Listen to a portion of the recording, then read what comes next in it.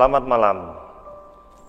Jumpa lagi dalam program Renungan Harian Toraya dan Doa Malam edisi Kamis 7 April 2022. Dari Gedung Gereja Toraja Jemaat Elim Balikpapan, kami menyapa saudara-saudara sidang jemaat sekalian dengan sapaan damai sejahtera bagi kamu. Bapak Ibu, mari kita persiapkan hati dan pikiran kita beribadah kepada Tuhan.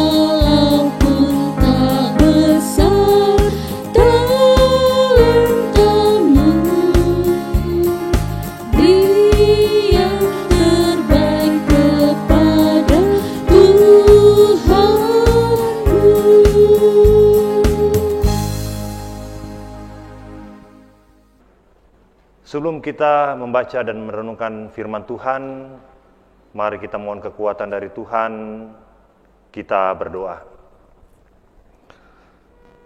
Segala kemuliaan hanya bagi-Mu Tuhan kami Yesus Kristus. Kami berterima kasih atas penyertaan-Mu sepanjang hari ini.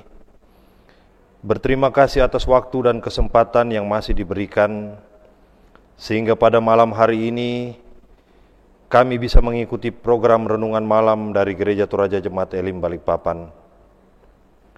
Saat ini kami akan membaca dan merenungkan firman kebenaran-Mu. Engkau berkati hamba-Mu yang akan menyampaikan firman-Mu.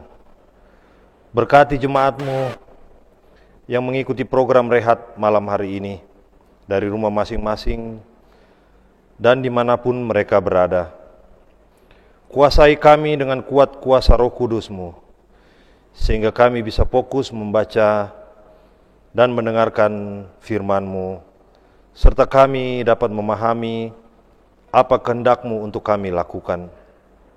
Ya Bapa, ampuni dosa kami, agar kami senantiasa layak di hadapan-Mu. Berfirmanlah Tuhan, sebab kami siap mendengarkan firman-Mu. Dalam nama Tuhan Yesus kami berdoa. Haleluya. Amin.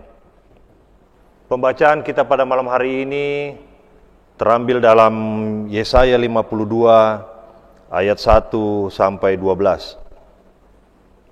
Firman Tuhan berbunyi, Tuhan menyelamatkan Sion.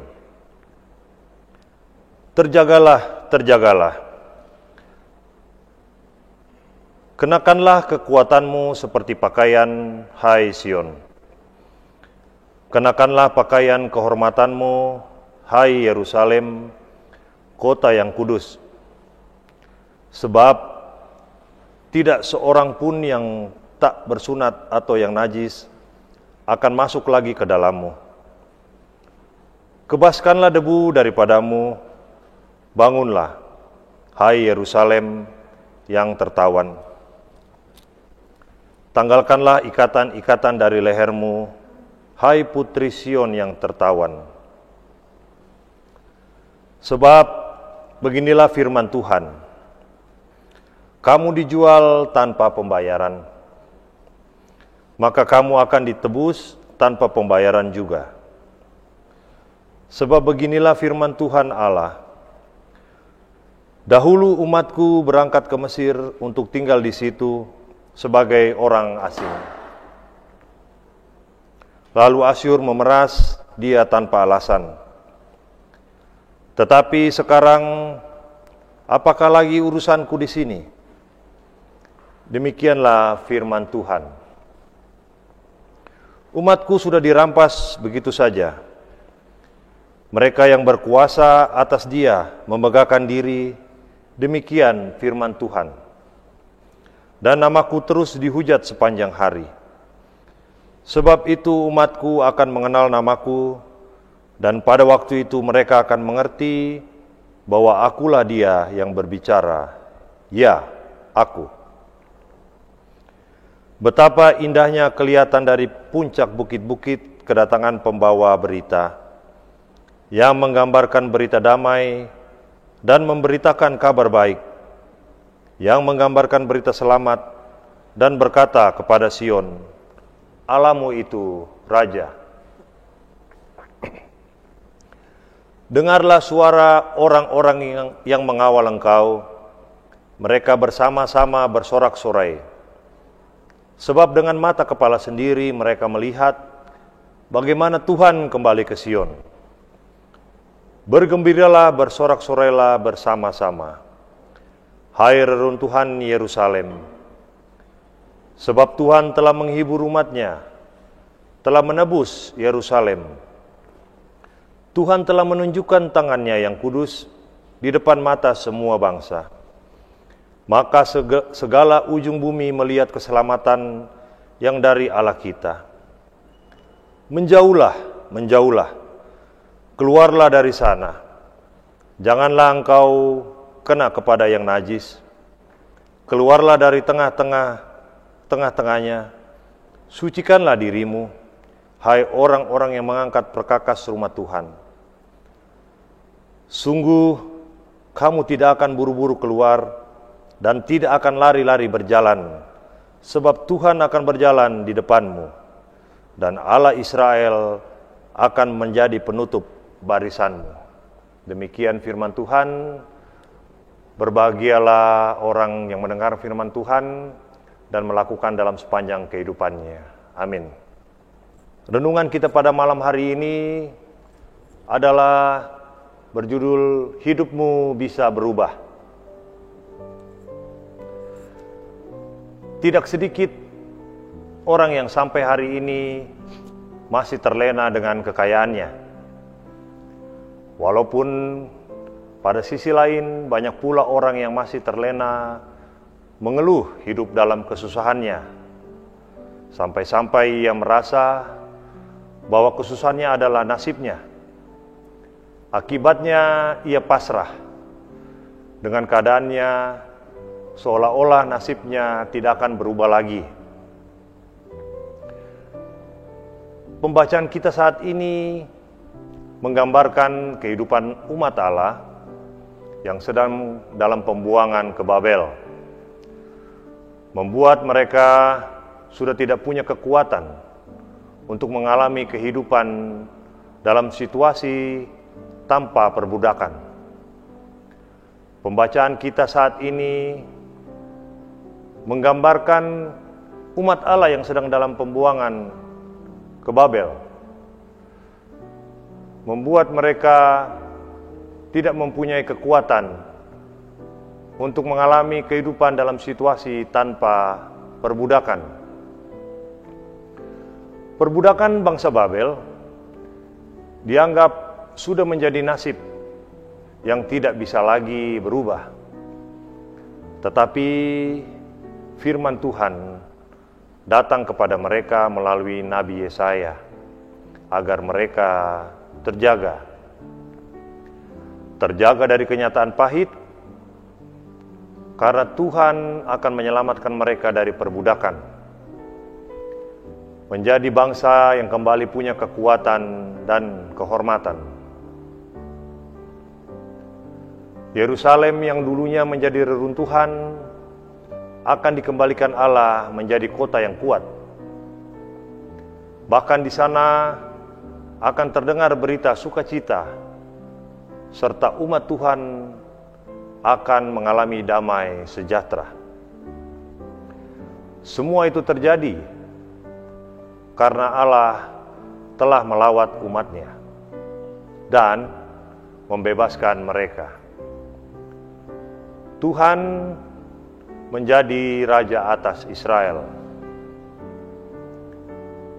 Bagian firman Tuhan hari ini mengajari kita bahwa jika kita menjadikan Allah Raja dalam kehidupan kita, maka hidup kita akan berubah. Bahkan ketika kita mengalami banyak persoalan, akan beratnya kehidupan, Allah pun sanggup mengubahnya menjadi sukacita. Bagi Tuhan, perkara perubahan adalah hal yang mudah. Yang menjadi persoalan ialah kita sendiri yang sulit berubah. Karena itu, serahkanlah kehidupanmu kepada Tuhan, sebab Dia sanggup mengubah hidup kita sesuai kehendak-Nya. Amin. Mari kita berdoa syukur dan doa syafaat. Kita berdoa.